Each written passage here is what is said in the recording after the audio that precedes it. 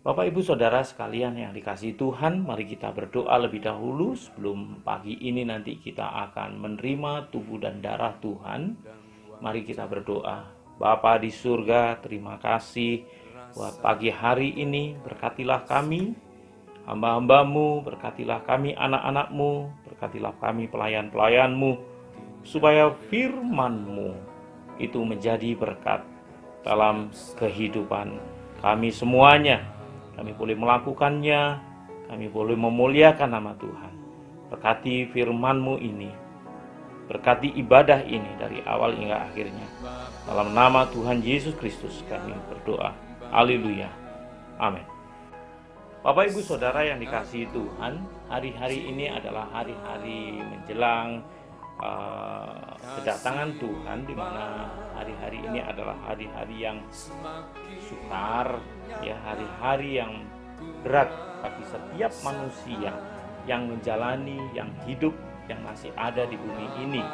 Saya ingin menyampaikan firman Tuhan pada pagi hari ini tentang bagaimana kita menghidupi di masa yang sukar atau masa-masa yang kering, ya, masa-masa yang berat dalam setiap kehidupan manusia. Sebelumnya kita akan membaca firman Tuhan dari kitab Mazmur 126 ayat 4-6. Firman Tuhan demikian, "Pulihkanlah keadaan kami ya Tuhan, seperti memulihkan batang air kering di tanah Negeb. Orang-orang yang menabur dengan mencucurkan air mata akan menuai dengan bersorak-sorai. Orang yang berjalan maju dengan menangis sambil menabur benih pasti pulang dengan sorak-sorai sambil membawa berkas-berkasnya."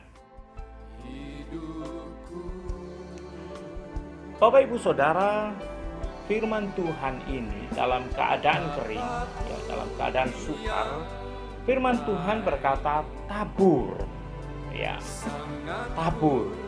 Ya, taburlah segala sesuatu yang baik ketika masa-masa sukar atau masa-masa kering ini terjadi dalam kehidupan kita. Berarti ini adalah satu persoalan di mana tidak mudah menabur di tempat di mana orang menangis. Ya, menabur dengan menangis. Ya, berarti taburan itu bukan sesuatu usaha yang gampang dilempar selesai begitu, enggak.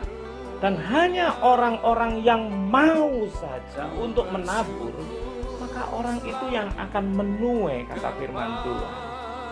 Firman ini bercerita bahwa di tengah-tengah persimpangan jalan, di tengah-tengah tantangan bagaimana orang harus menabur, orang itu harus tetap menggenapi firman Tuhan. Karena perlombaan di masa-masa sukar ini adalah perlombaan di mana orang sebanyak-banyaknya mencari minyak, ya, sebelum kedatangan Tuhan. Mencari kekuatan Roh Kudus, mencari berkat-berkat rohani. Bukan waktunya lagi orang mengumpulkan hal-hal jasmani. Firman mulai digenapi step by step dalam kehidupan tiap orang. Orang harus cepat menanggapi. Orang tidak dapat lagi beribadah secara komunal. Orang tidak dapat lagi berkumpul. Orang kesukaran lagi memberi minyak. Anak darah yang bijaksana harus memberi minyak sekarang, membeli minyak sekarang. Anak darah yang bijaksana harus berkumpul di tengah malam ini, jangan tidur.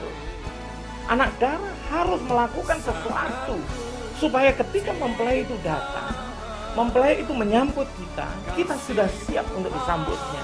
Orang tidak dapat lagi berdoa untuk kepenuhan Roh Kudus di gereja. Orang tidak dapat lagi melakukan satu ibadah-ibadah yang rutin tiap minggu, tiap-tiap waktu di gereja dalam pertemuan-pertemuan ibadah untuk berkumpul bersama-sama seperti hari Pantekosta yang sebentar kita akan rayakan, di mana semua orang berkumpul di loteng itu dan berdoa. Orang tidak dapat melakukan itu lagi. Berarti ini adalah injury time. Dalam perhitungan waktu Allah, dalam perhitungan eskatologi, ini injury time. Ini adalah masa-masa yang singkat. Ini adalah masa-masa persimpangan, dan keputusan-keputusan yang harus kita ambil adalah keputusan-keputusan yang tepat dalam setiap kehidupan kita. Tidak boleh melenceng, tidak boleh keliru. Menabur itu tidak mudah, Bapak Ibu Saudara. Bahkan kadang-kadang kalau bisa-bisa kita bisa salah benih apa yang kita tabur. Yang itu.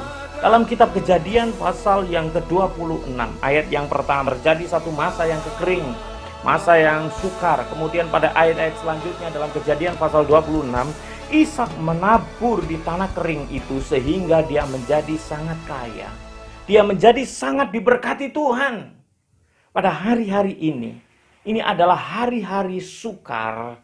Kita harus menabur benih yang baik. Dan kita percaya tempat kita menabur tidak menentukan berkat yang akan kita tuai. Tetapi apa yang kita lakukan sesuai dengan firman Tuhan akan menentukan apa yang akan kita tuai di kemudian hari.